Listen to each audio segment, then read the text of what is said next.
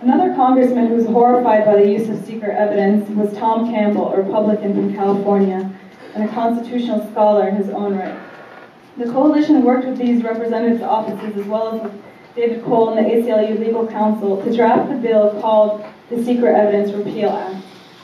Within a few weeks, 2 members in the House Judiciary Committee, 1 Democrat, John Conyers, and 1 Republican, Bob Barr, agreed to co-sponsor the legislation.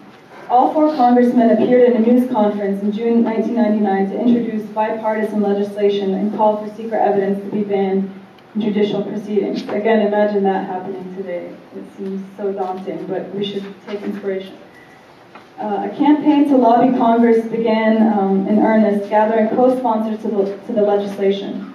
This grassroots citizens campaign employed many traditional approaches, which shows that you don't need AIPAC's budget to lobby successfully. This included weekly visits and follow-ups, telephone calls, emails, and faxes, basically stalking professionally, and engaging and educating staff members. Both my parents would travel to Washington and spend 2 or 3 days every week campaigning and visiting over 30 or 40 congressional offices every single day. They were here. Some members of Congress had agreed to co-sponsor the bill because of the close contact established with them or with their staff. And by October 2000, there were 129 representatives who were sponsored the bill, over half of the members of the Judiciary Committee. In February 2000, a major event against secret evidence organized by the National Coalition took place in the largest room outside the well of the House, drawing over 700 people, standing room only, and lasting over 3 hours. Many members of Congress or their staffers spoke or attended the event. My uncle's documentary was also screened in its entirety. The success of the event prompted Congressman Bonnier to declare that the gathering was the best organized public event he'd witnessed in his 24 years in the House. As the campaign was unfolding, it became clear that unless the Republican leadership was on board, it would go nowhere. A Republican lobbyist was then recruited to open doors to various Republican members. Meanwhile, the AMA chapter in Chicago, American Muslim Alliance, arranged for my father to meet with the House Judiciary Committee Chair, Henry Hyde, who showed empathy and understanding. Hyde was then invited to a fundraising event in Florida, during which he watched the documentary and heard the pleas of many people in the audience. And he immediately declared that he would take the legislation, which is languishing in the Immigration Subcommittee, to the full committee, therefore taking control of it. Shortly after, he arranged for 2 hearings in the committee.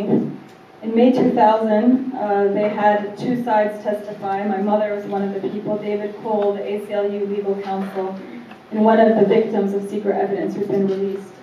While on the other side testifying, there's the American Jewish Committee, the American Jewish Congress, the ADL, and Stephen Emerson, the notoriously pro-Israel Islamophobe. The government did not even show up for prosecution of the DOJ to defend its use of its unconstitutional practice. Both Bonnier and Campbell also testified, urging their colleagues to pass the legislation. It might also be interesting to note that during these intensive lobbying efforts, my parents personally met twice with President Clinton and First Lady Hillary Clinton and candidate George W. Bush, asking for their support against secret evidence. In September 2000, the Judiciary Committee passed the Secret Evidence Repeal Act by a margin of 28-2. Immediately, the coalition started working on the Senate side and introduced the same legislation co-sponsored by Spencer Abraham of Michigan and the late Edward Kennedy.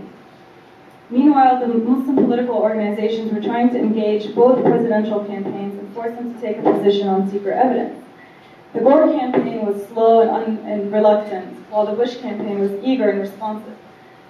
Through negotiations between my father and a high-level Republican insider, candidate Bush said publicly in the second presidential debate on live television that he condemned the use of secret evidence, and he did this to receive the endorsement of American Muslims, knowing how important this issue was for them. Not only did he call to ban it, but 62 million Americans were watching it on television, scratching their heads and wondering what secret evidence was.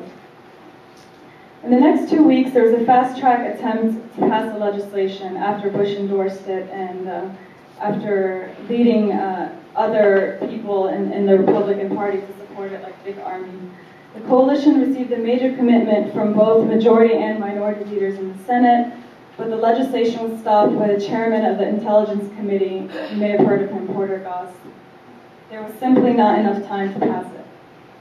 After the close and controversial presidential election of Bush, the campaign acknowledged the crucial endorsement, the Bush campaign, in support of Muslim groups in the election, especially in Florida, which decided the election, of course, where and none other than Newt Gingrich and Tom Davis thanked the Muslim groups for the Republicans' victory just 2 days before Bush's inauguration. In 2001, the legislation to ban secret evidence was reintroduced and quickly attracted more than 100 co-sponsors in the House. The intense lobbying by the coalition continued, and a delegation of several major political figures and other coalition leaders, including my father, met with the Speaker of the House at the time, Dennis Hastert. The Speaker promised swift action once the administration signaled its intention. Another delegation that included my father and other coalition leaders met with senior Justice Department officials in July 2001 to discuss secret evidence legislation and other civil rights concerns. They felt like they were finally being taken seriously. Meanwhile, the Bush White House called for a major review of the secret evidence practice and promised the Muslim groups that they'd announce their decision after the summer. In early September 2001, the White House invited all major Arab and Muslim organizations to declare a major announcement on secret evidence. They felt like their dream would finally be realized. Their efforts of the last 4 years would be acknowledged and were not in vain.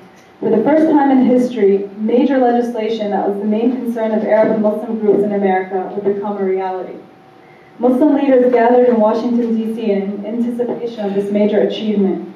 A new chapter was about to be written by Arab and Muslim Americans.